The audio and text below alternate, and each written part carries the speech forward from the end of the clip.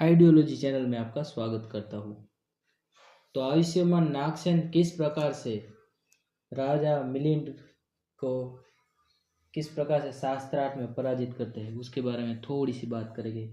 और आगे जाके उन्होंने धम्म को स्वीकार कर लिया था, बुद्ध धम्म में वो आगे जाके भिक्षुक बन गए थे। तो सम्राट मिनांडर ने नागसेन से पहला ही क्वेश्चन ये किया था कि नागसेन कौन है। यदि आपको सब नागसेन कहते हैं तो नागसेन कौन कौन है।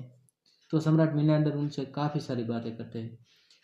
वो कहते हैं कि ये नख, ये दांत, ये चमड़ा, मांस, स्नायु, हड्डी, मज्जा, वक्ष, हृदय, यकृत, प्लीहा, फुसफुस, आंत, पतली आंत, पेट, पखाना, पीत, कफ, पीप, लोह, पसीना, मेद, आंसू, चर्बी, लार, लसिका, ये दिमाग नागसेन है।